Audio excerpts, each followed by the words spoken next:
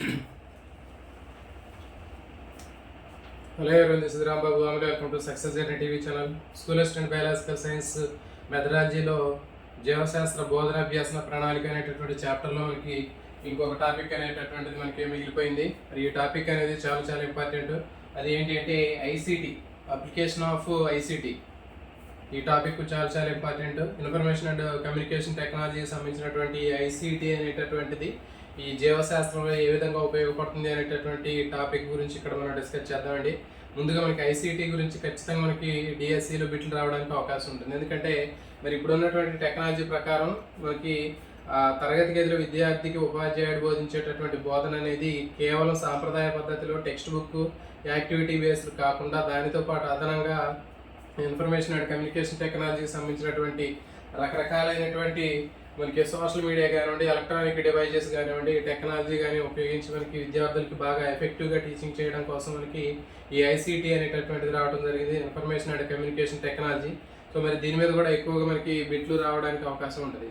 కాబట్టి ఆ ఐసిటి అనేటటువంటిది ఈ జీవశాస్త్ర బోధనలో ఏ విధంగా మనం ప్లానింగ్ చేస్తే ఆ ప్రణాళిక ప్రకారం జీవశాస్త్రంలో మనం సక్సెస్ఫుల్గా మనకి టీచింగ్ చేయొచ్చు అనేటటువంటి దాని గురించి మనం చూద్దామండి. దీంట్లో భాగంగానే మనకి ఐసిటిలో ఇన్ఫర్మేషన్ అండ్ కమ్యూనికేషన్ టెక్నాలజీకి సంబంధించినటువంటి బేసిక్ ఇన్ఫర్మేషన్ అనేది మనకి ఖచ్చితంగా తెలియాలి. ప్రతి ఒక్క జీవశాస్త్ర ఉపాధ్యాయుడికి కూడా ఖచ్చితంగా ఈ ఐసిటికి సంబంధించినటువంటి ఇన్ఫర్మేషన్ అనేది తెలుసున్నట్లయితే విద్యార్థులు చెప్పేటటువంటి బయాలజికల్ సైన్స్ సంబంధించినటువంటి సిలబస్ని కానివ్వండి, లేకపోతే విషయాలు కానివ్వండి ఇంకా ఎఫెక్టివ్గా చెప్పడానికి విద్యార్థులు ఎక్కువగా ఆసక్తిని, ఇంట్రెస్ట్ని క్రియేట్ చేయడానికి ఉపయోగపడుతుంది. కాబట్టి ఇప్పుడు ఒక్కొక్క దాని గురించి దీనికి సంబంధించినటువంటి ఐసిటికి సంబంధించినటువంటి కొంత ఇన్ఫర్మేషన్ ఇక్కడ మనం నేర్చుకునే ప్రయత్నం చేద్దామండి. ఇప్పుడు మరి ఈ ఐసిటిలో ఉన్నటువంటి ఈ ఎలక్ట్రానిక్ సాధనాలు అనేటటువంటి జనరల్గా మనకి సాధనాలు అనేవి రెండు రకాలుగా ఉంటాయి. డిజిటల్ ఎలక్ట్రానిక్ సాధనాలు, నెక్స్ట్ ఎనలాగ్ సాధనాలు. మనకి టీచింగ్లో ఉపయోగించేటటువంటి ఈ సాధనాలు చూసుకున్నట్లయితే ఒకటి డిజిటల్ ఎలక్ట్రానిక్ సాధనాలు, రెండవది ఎనలాగ్ సాధనాలు అనేవి ఉంటాయి. ఈ ఎనలాగ్ సాధనాలు అనేవి సాంప్రదాయ పద్ధతిలో ఉపయోగించేటటువంటి, అంటే ఇవి కూడా టెక్నాలజీకి సంబంధించినటువంటివి, కానీ గతంలో ఉన్నటువంటి ఓల్డ్ జనరేషన్లో ఉన్నటువంటి టెక్నాలజీకి సంబంధించినటువంటివి. ఇప్పుడు డిజిటల్ ఎలక్ట్రానిక్ సాధనాలు ఇప్పుడు మొత్తం కూడా డిజిటల్ అయిపోయింది కాబట్టి మనకి ఇప్పుడు ఉన్నటువంటి టెక్నాలజీ ప్రపంచంలో ఉన్నాం కాబట్టి దీంట్లో డిజిటల్ ఎలక్ట్రానిక్ సాధనాలు తీసుకున్నట్లయితే కంప్యూటర్ కానివ్వండి, లేకపోతే సిడి కానివ్వండి, ఇంకా ఆప్టిక్ డిస్క్ కానివ్వండి, ఇంటర్నెట్ కానివ్వండి, ఇవన్నీ కూడా మనకి ఏంటి అంటే డిజిటల్ ఎలక్ట్రానిక్ సాధనాలు. తర్వాత ఎనలాగ్ సాధనాలు, ఇవి సాంప్రదాయ పద్ధతిలో ఉపయోగించేటటువంటివి. ఇవి గతంలో ఎక్కువగా ఉపయోగించడం జరిగింది. మరి అంటే 2000 కంటే ముందు ఆ జనరేషన్లో ఎక్కువగా ఉపయోగించడం జరిగింది. మరి ఇప్పుడు టెక్నాలజీ పెరిగిపోయిన తర్వాత మొత్తం కూడా ఈ డిజిటల్ ఎలక్ట్రానిక్ సాధనాలు అనేవి అందుబాటులో రావడం జరిగింది. అంటే దాదాపు 2005 ఆ టైం దగ్గర నుంచి కూడా మనకి డిజిటల్ ఎలక్ట్రానిక్ సాధనాలు అనేవి ఎక్కువగా ప్రాచుర్యంలోకి రావడం జరిగింది. ఇంటర్నెట్ అనేది అందుబాటులో రావడం జరిగింది.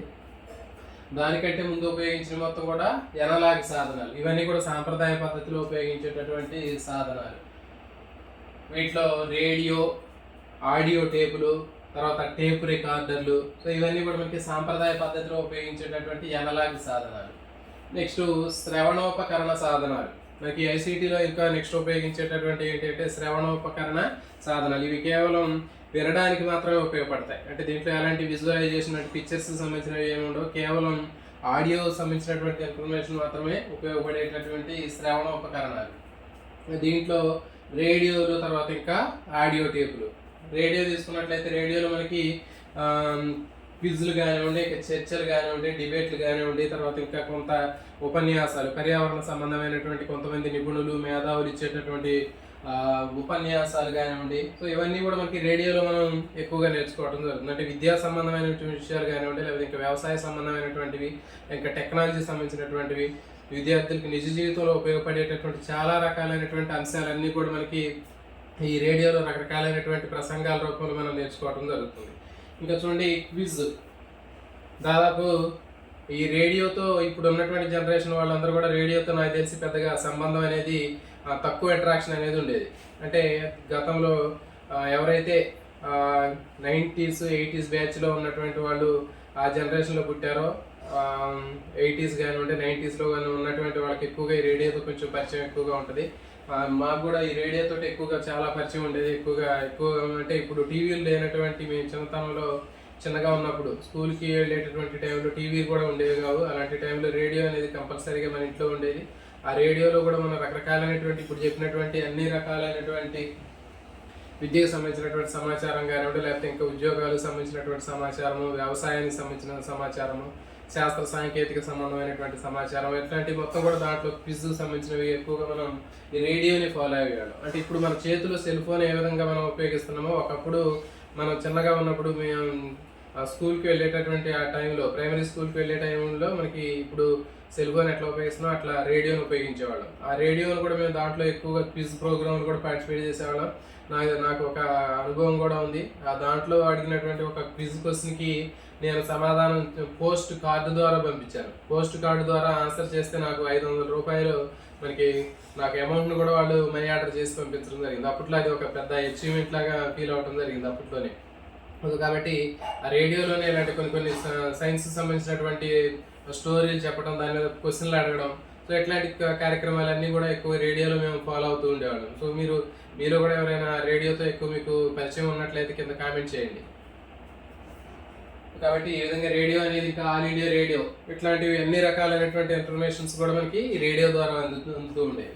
నెక్స్ట్ ఆడియో టేపులు. మరి ఈ ఆడియో టేపుల్లో కూడా కేవలం ఆడియోకి సంబంధించినటువంటి ఇన్ఫర్మేషన్ ఉంటుంది, వీడియో అనేది ఉండదు. కాబట్టి ఈ ఆడియోలో రేడియోకి ఆడియోకి ఉన్నటువంటి తేడా ఏంటంటే, రేడియోలో మనకి ఏదైనా ప్రసారం అయినప్పుడు అప్పుడు మాత్రమే వినడానికి ఉపయోగపడుతుంది. కానీ ఈ ఆడియో టేపులు అనేవి అట్లా కాకుండా మనం ఎప్పుడు కావాలంటే అప్పుడు మనం వినవచ్చు, ఎన్నిసార్లు కావాలంటే అన్నిసార్లు వినవచ్చు. ఏదైనా ఒక లెసన్ దాంట్లో ఉన్నటువంటి ఒక అంశాన్ని ఒకసారి విన్నప్పుడు అర్థం కాలేదనుకోండి, రేడియోలో మళ్ళీ వినడానికి కుదరదు. కానీ ఈ ఆడియో టేప్లో మళ్ళీ దాన్ని 1-2 సార్లు మళ్ళీ మనం వినవచ్చు దాన్ని.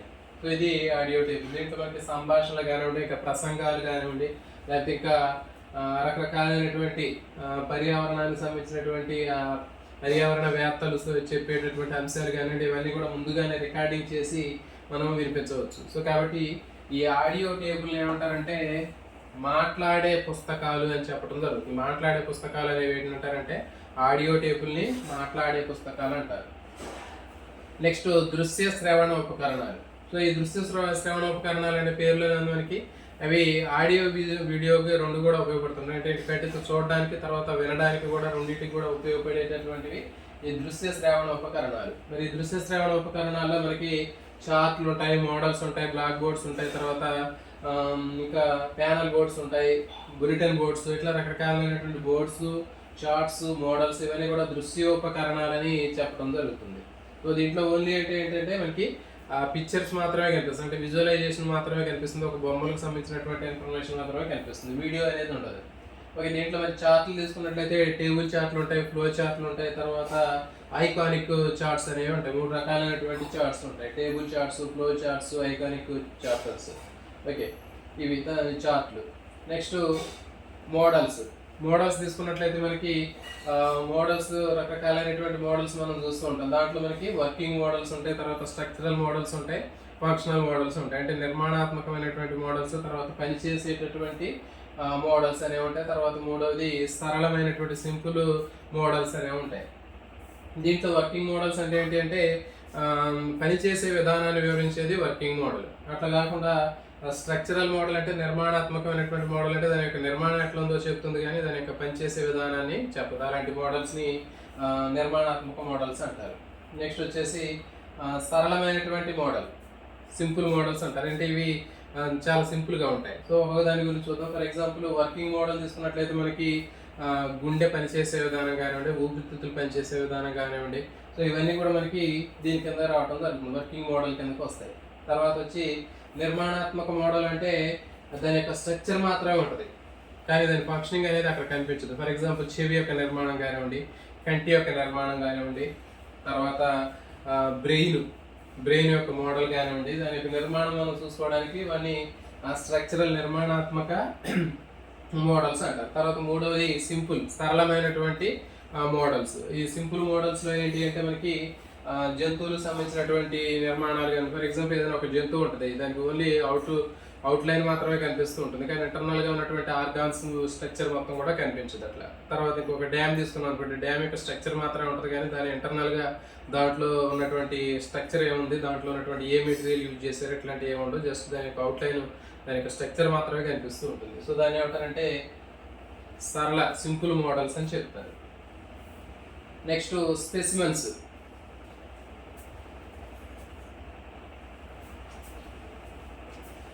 స్పెసిమెన్స్ వీటిని మాదిరి అని చెప్తారండి, గుర్తుపెట్టుకోండి. మోడల్స్ ఇవి, స్పెసిమెన్ అంటే మాదిరి. జనరల్గా మనకి బయాలజికల్ సైన్స్ సంబంధించినటువంటి వాళ్ళందరూ కూడా ఇవన్నీ కూడా పరిచయం అయి ఉంటుంది. స్పెసిమెన్ అంటే ఏంటి, బాటనీ జువాలజీ సంబంధించినటువంటి చాలా రకాలైనటువంటి స్పెసిమెన్స్ మనం చూస్తూ ఉంటాం. గ్లాస్ బాటిల్స్ ఉంటాయి, దాంట్లో మొక్కలకు సంబంధించినటువంటి, జంతువులకు సంబంధించినటువంటి అన్ని చేపలు, ఉభయచరాలు, సరీసృపాలు ఇట్లాంటి అన్నీ కూడా మనకి ఆ స్పెసిమెన్ గ్లాస్ బాటిల్లో ఉంటాయి. దాంట్లో మనకి ఫార్మలిన్ లిక్విడ్ కూడా కనిపిస్తూ ఉంటుంది. తర్వాత ప్లాంట్స్ తీసుకుంటే రకరకాలైనటువంటి సైకస్, ఫినేరియా, గుడికలు ఇట్లాంటి అన్ని రకరకాలైనటువంటి మొక్కలకు సంబంధించినటువంటి భాగాలన్నీ కూడా మనకి ఆ స్పెసిమెన్స్లో కనిపిస్తూ ఉంటాయి. సో ఇవన్నీ ఏంటంటే వాస్తవ వస్తువులకి ప్రాతినిధ్యం వహించేటటువంటి నిర్మాణాలు ఇవన్నీ కూడా.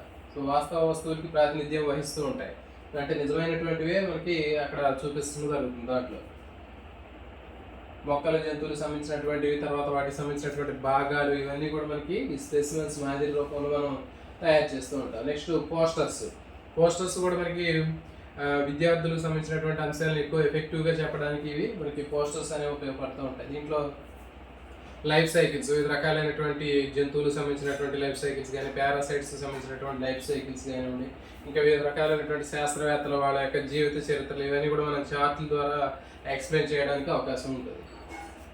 నెక్స్ట్ దృశ్య శ్రవణోపకరణాలు. దృశ్య శ్రవణోపకరణాల్లో మనకి చూడండి, దీంట్లో మనకి విద్యా సంబంధమైనటువంటి దూరదర్శనం, ఎడ్యుకేషన్ టెలివిజన్ అనేటటువంటిది ఉంది. దీనికి ఎగ్జాంపుల్ తీసుకున్నట్లయితే మరి దీంట్లో ఈ ఎడ్యుకేషన్ సంబంధించినటువంటి ఈ ఛానల్లో మనకి యూజీసీ సంబంధించినటువంటి ప్రోగ్రామ్స్ కానివ్వండి, లేకపోతే ఎన్సీఆర్టీకి సంబంధించినటువంటి జ్ఞానదర్శన్ కానివ్వండి, లేకపోతే ఇంకా ఎన్సీఆర్టీకి సంబంధించినటువంటి వీడియో కాన్ఫరెన్స్ కానివ్వండి, నేషనల్ జియోగ్రాఫిక్ ఛానల్స్ కానివ్వండి, లేకపోతే ఇంకా డిస్కవరీ కానివ్వండి, డిస్కవరీ సైన్స్, యానిమల్ ప్లానెట్, ఇవన్నీ కూడా దృశ్య శ్రవణోపకరణాలకు సంబంధించినటువంటి దాంట్లో విద్యా సంబంధమైనటువంటి దూరదర్శన కార్యక్రమాలు కూడా మనకి దృశ్య శ్రవణోపకరణాలు చెప్పవచ్చు. అంటే దీంట్లో మనకి ఆడియో, వీడియో రెండు కూడా కనిపిస్తుంటాయి, ఎఫెక్టివ్గా ఉంటుంది. విద్యార్థులకి జీవశాస్త్రానికి సంబంధించినటువంటి అంశాలను ఎక్కువగా ఆసక్తికరంగా ఎఫెక్టివ్గా నేర్చుకోవడానికి ఇవి ఉపయోగపడుతూ ఉంటాయి. యూజీసీ సంబంధించిన ప్రోగ్రామ్ కానివ్వండి, ఎన్సీఆర్టీకి సంబంధించిన జ్ఞానదర్శనకి సంబంధించినవి కానివ్వండి, ఎడ్యుకేషన్ స్టాటస్కి సంబంధించినటువంటి శాటిలైట్ ప్రోగ్రామ్స్ కానివ్వండి, లేకపోతే ఎన్సీఆర్టీకి సంబంధించినటువంటి వీడియో కాన్ఫరెన్స్, తర్వాత నేషనల్ జియోగ్రఫీకి సంబంధించినటువంటివి, డిస్కవరీకి సంబంధించినటువంటివి. సో ఇవన్నీ కూడా మనకి విద్యా సంబంధమైనటువంటి దూరదర్శన ప్రసారం చేసేటటువంటి దృశ్య శ్రవణ ఉపకరణాలుగా మనం చెప్పవచ్చు. Next disc readers. చూడండి, మరి ఇంకా మనకి ఎక్కువగా మనం ఉపయోగించేటటువంటివి దీంట్లో ఐసీటీలో ఉపయోగించేటటువంటివి డిస్క్ రీడర్ రికార్డ్స్. మరి డిస్క్ రికార్డ్స్ తీసుకున్నట్లయితే దాంట్లో సీడీలు ఉంటాయి, తర్వాత డివిడీలు ఉంటాయి. సీడీస్లో ఉండే మరి సీడీలు తీసుకున్నట్లయితే ఆడియో సీడీలు అనేది దొరుకుతూ ఉంటాయి. మరి ఈ ఆడియో సీడీల్లో మనకి దీంట్లో కేవలం ఆడియో మాత్రమే అందుబాటులో ఉంటుంది. ఈ ఆడియో మాత్రమే ఉన్నటువంటి దాన్ని మనం దీన్ని ఎక్కువగా అప్పట్లో ఉపయోగించేవాడు. దాని తర్వాత సీడీ తర్వాత డివిడీలు వచ్చాయి. ఓకే, మరి డివిడీలు తర్వాత బ్లూరే డిస్ప్లే అనేటటువంటి రావడం జరిగింది. మరి డివిడీ అనేది సీడీ కంటే కొంచెం అడ్వాన్స్గా ఉంటుంది. మరి దీంట్లో మనకి ఆడియో, వీడియో రెండు కూడా ఉంటాయి. తర్వాత ఈ డివిడి తర్వాత దానికంటే కొంచెం ఎఫెక్టివ్గా ఉన్నటువంటిది బ్లూరే డిస్క్. మరి బ్లూరే డిస్క్లో మనకి ఆ వీడియో అనేది ఎక్కువగా హెచ్డి క్లారిటీ తోటి మనకి అందులో రావడం జరుగుతుంది. తర్వాత వీడియో, ఆడియో రెండు కూడా ఉంటాయి వీటిలో, డివిడీలో కానివ్వండి లేదా బ్లూరే డిస్క్లో. నెక్స్ట్ ఎడ్యుకేషన్ స్టాట్కి సంబంధించినటువంటివి, తర్వాత ఎన్సీఆర్టీ, యూజీసీకి సంబంధించినటువంటి ఇవన్నీ కూడా మనకి ప్రీ రికార్డింగ్ చేసినటువంటి మొత్తం కూడా మన దీంట్లో మనకి కనిపిస్తూ ఉంటాయి. వాళ్ళకి సంబంధించినటువంటి ఇన్ఫర్మేషన్ మొత్తం కూడా ఈ వీటిలో మనం గ్యాదర్ చేయవచ్చు. నెక్స్ట్ ఇంకా అదర్ స్టోరేజ్ డివైజెస్ తీసుకున్నట్లయితే కొన్ని ఇతర ముఖ్యమైనటువంటి స్టోరేజ్ సంబంధించినటువంటి ఐసీటీలో ఎక్కువ మనకి ఆ స్టోర్ చేయడానికి ఉపయోగపడేటటువంటివి USB, universal serial bus. USB అంటే universal serial bus, universal serial bus. So దీనికి ఫుల్ ఫామ్. జనరల్గా మనం యూఎస్బి ఎక్కువ వాడుతుంటాం. యూఎస్బికి యూనివర్సల్ సీరియల్ బస్ అని దీన్ని ఫుల్ ఫామ్ పిలుస్తారు. తర్వాత ఇంకా ఫ్లాష్ డ్రైవ్స్ కానివ్వండి, లేకపోతే ఎక్స్టర్నల్ హార్డ్ డిస్క్లు కానివ్వండి, ఇవన్నీ కూడా ఏంటంటే స్టోరేజ్ చేసేటటువంటి డివైజ్లు. స్టోరేజ్ చేసేటటువంటి డివైజ్లు మన సైన్స్కి సంబంధించినటువంటి ఇన్ఫర్మేషన్ మొత్తం కూడా దాంట్లో మనం స్టోర్ చేసుకొని మనం తర్వాత వినడానికి ఉపయోగపడతాయి ఇవన్నీ కూడా. నెక్స్ట్ మరి మల్టీమీడియా గురించి చూద్దాం. పేరులోనే ఉంది అనేక మోర్ దాన్ వన్ మీడియాస్. అంటే ఈ మల్టీమీడియా అనేది చాలా రకాల ఎక్కువ మీడియాలుగా కలిసి ఉపయోగించడం వల్ల దీన్ని మల్టీమీడియా అంటారు. దీంట్లో ఫిల్ములు కానివ్వండి, ఇంకా ఆడియో, వీడియో, కథలని చిత్రాలు, తర్వాత ఇంకా ఓవర్ హెడ్ ప్రొజెక్టర్స్, చార్ట్స్, గ్రాఫ్లు, నమూనాలు, నిజ వస్తువులు, ఇవన్నీ కూడా అన్నిటిని ఉపయోగించి మనం ఏదైనా ఒక లెసన్ కానివ్వండి, ఒక విద్యా సంబంధమైనటువంటి విషయాలు చెప్పినట్లయితే దాన్ని మల్టీమీడియా ద్వారా మనం చేసేటటువంటి ప్రజెంటేషన్ అని చెప్తారు. సో ఇది మల్టీమీడియా. పేరులో ఉన్నట్లుగానే మనకి చాలా రకాలైనటువంటి మీడియాని మనం ఉపయోగించుకొని ఎఫెక్టివ్గా పిల్లలకి బోధించేటటువంటి దీన్ని మల్టీమీడియా అంటారు.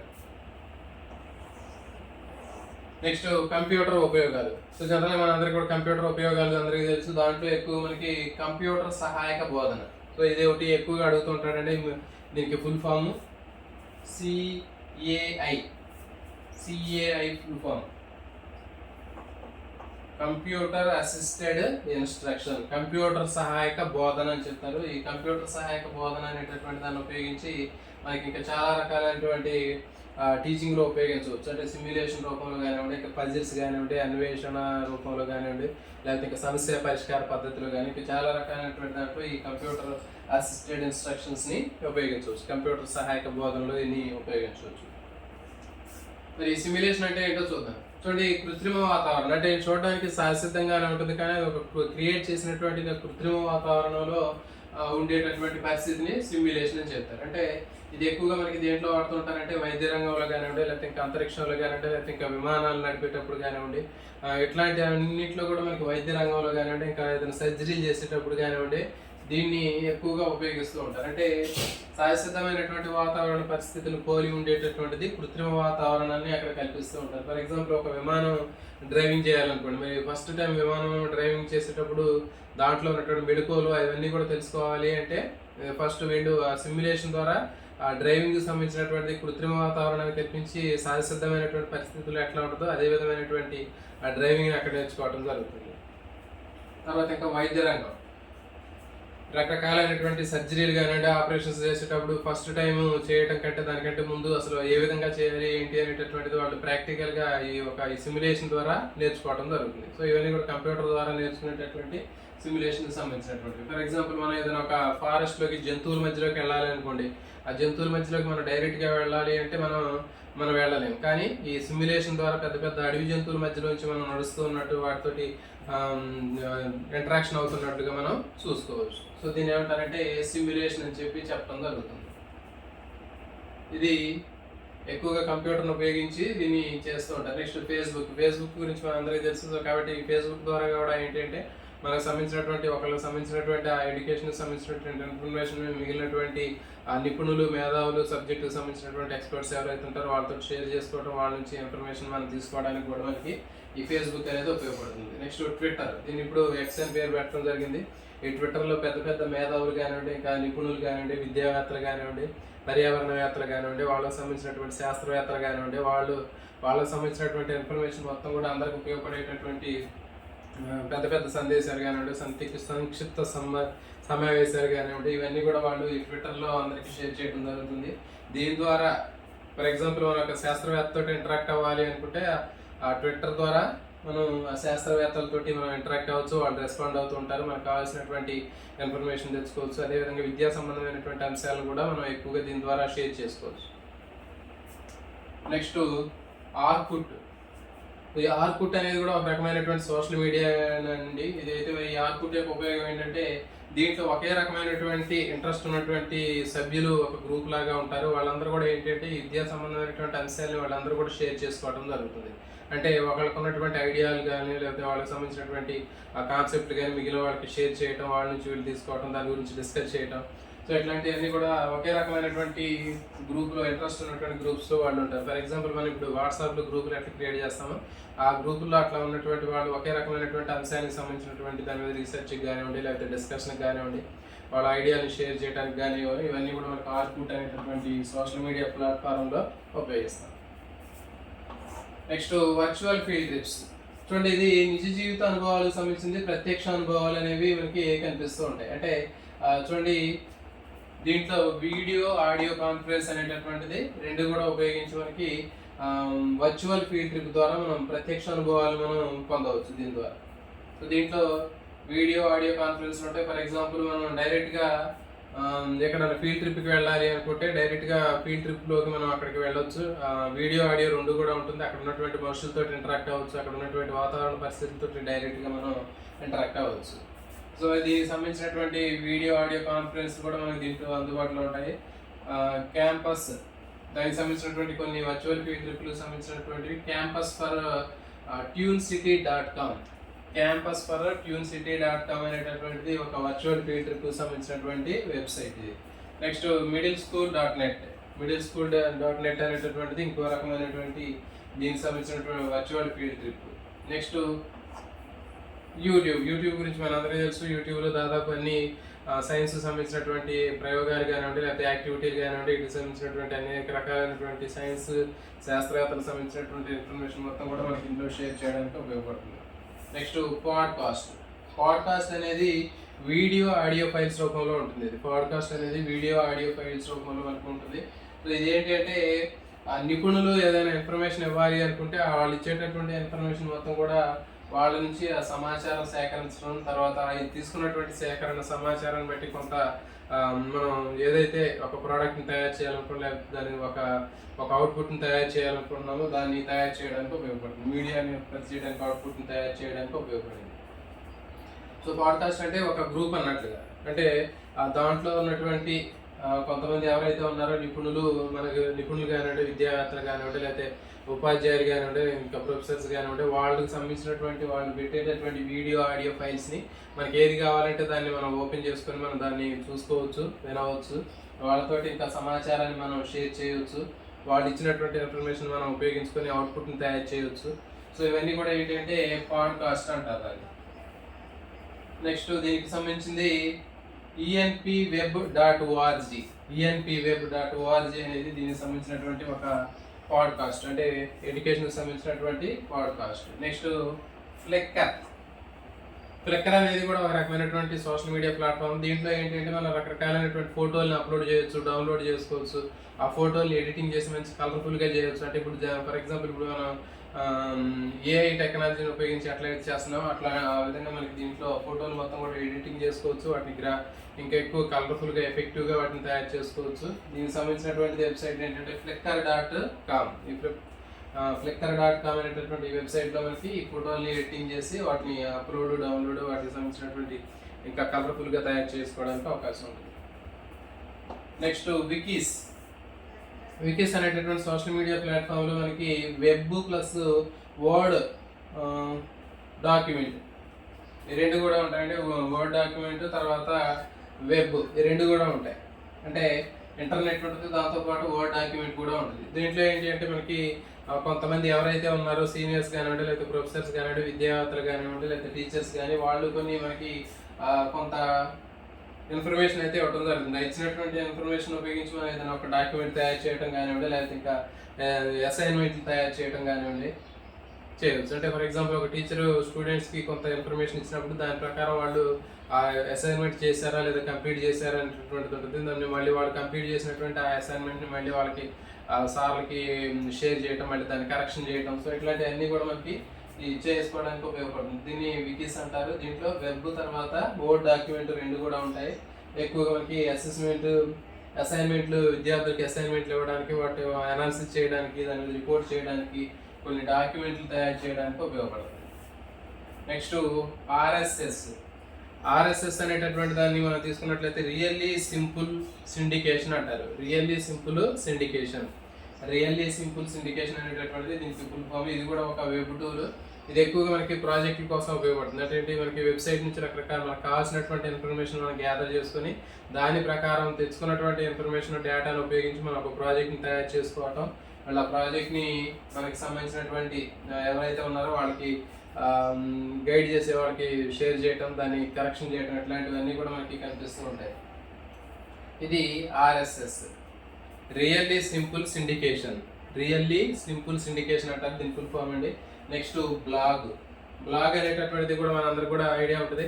సో చాలామంది బ్లాగ్లో వాళ్ళకి సంబంధించినటువంటి ఇన్ఫర్మేషన్ వాళ్ళు షేర్ చేస్తూ ఉంటారు. అంటే ఈ బ్లాగులు అనేవి వ్యక్తిగతమైనటువంటి బ్లాగులు ఉంటాయి, తర్వాత ఎడ్యుకేషన్కి సంబంధించినటువంటి బ్లాగ్స్ ఉంటాయి, తర్వాత ఇంకా లైబ్రరీకి సంబంధించినటువంటి బ్లాగ్స్ ఉంటాయి. అంటే ఏంటి అంటే బ్లాగ్ అనేది ఏంటి అంటే, ఇప్పుడు ఫర్ ఎగ్జాంపుల్ మనం ఒక డైరీ ఇచ్చామనుకోండి, ఆ డైరీ ఇచ్చినప్పుడు మనం ఏం చేస్తాం, దాంట్లో మన డీటెయిల్స్ మొత్తం రాస్తాం. సో అట్లాంటిది ఇది. సో కాబట్టి పర్సనల్గా వ్యక్తిగతమైనటువంటి అంశాలను ఆ బ్లాగ్లో రాసుకోవచ్చు, లేకపోతే విద్యా సంబంధమైనటువంటి అంశాలు, పరిశోధన సంబంధమైనటువంటి అంశాలు, ఇవన్నిటి కూడా మనం ఆ బ్లాగ్లో మనం రాసిన తర్వాత ఆ బ్లాగ్ని వేరే వాళ్ళకి షేర్ చేయవచ్చు. సో కాబట్టి ఇది బ్లాగ్ అని చెప్తారు. ఎడ్యుకేషన్ బ్లాగ్కి సంబంధించినటువంటి కూడా మనకి విద్యకు సంబంధించినటువంటి అంశాలు మొత్తం కూడా ఎడ్యుకేషన్ బ్లాగ్లో మనం అప్డేట్ చేసుకుంటూ ఉంటే మిగిలిన వాళ్ళకి అది షేర్ చేయడానికి అవకాశం ఉంటుంది. సో ఇది దీనికి సంబంధించినటువంటి ICTకి సంబంధించినటువంటి అప్లికేషన్కి సంబంధించినటువంటిది అండి. ఇది జీవశాస్త్ర విద్యా ప్రణాళిక సంబంధించినటువంటి టాపిక్. ఇది దీంతో ఇంకొక చిన్న టాపిక్ అయితే మనకి చాప్టర్ కంప్లీట్ అయిపోతుంది. దీని మొత్తం కూడా ఎట్లా ఉంటుందంటే జనరల్గా ఉంటుంది చాప్టర్ మొత్తం కూడా. సో కాబట్టి అర్థం చేసుకుని అవగాహన చేసుకునేటటువంటి అంశాలు ఉంటాయి. అంటే వార్షిక ప్రణాళిక, తర్వాత పాఠ్య ప్రణాళిక, తర్వాత పీరియడ్ ప్రణాళిక. సో ఈ ప్లాన్లు దాని తర్వాత నెక్స్ట్ దాంట్లో బాగా ఇంపార్టెంట్గా ఉన్నటువంటి టాపిక్ ICTకి సంబంధించినటువంటి అప్లికేషన్కి సంబంధించినటువంటి ఇన్ఫర్మేషన్ అనేది ఈ చాప్టర్లో మనకి బాగా ముఖ్యమైనటువంటి అంశాలండి. సో కాబట్టి నేను చెప్పేటటువంటి అంశాల్లో దాదాపు ఎక్కువ మనకి బాగా ఉపయోగపడేటటువంటి అంశాలు ముందుగా కవర్ చేస్తున్నాను. ఈ చాప్టర్లో ఇంకొంచెం చాలా లెంతీగా ఉన్నటువంటి, కొంచెం జనరల్గా ఉన్నటువంటి ఉన్నాయి. సో అవన్నీ కూడా మనం తర్వాత వీలుంటే తర్వాత డిస్కస్ చేసుకోవచ్చు. అవన్నీ కూడా మీరు జనరల్గా మీరు ఆన్సర్ చేయగలిగేటటువంటిగా ఉంటాయి. వాటిని మామూలుగా చూసినా పర్లేదు, చూడకపోయినా కానీ మన సబ్జెక్టుకి సంబంధించినవి ఉంటాయి.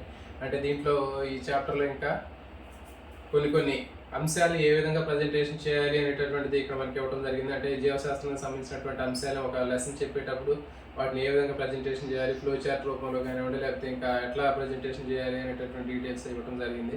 సో కాబట్టి అది మొత్తం కూడా కంటెంట్కి సంబంధించినటువంటి ఇన్ఫర్మేషనే. సో కాబట్టి మెయిన్ మనం ఇంపార్టెంట్కి సంబంధించినటువంటి అంశాలు ముందుగా నేర్చుకుంటే తర్వాత అవన్నీ మీరు మామూలుగా ఓవరాల్గా చదువుకున్నట్లయితే ఓవరాల్గా చదువుకుని, లేకపోతే ఒకసారి డైరెక్ట్ బిట్లైనా చేయగలుగుతారు. సో ఇది చాప్టర్.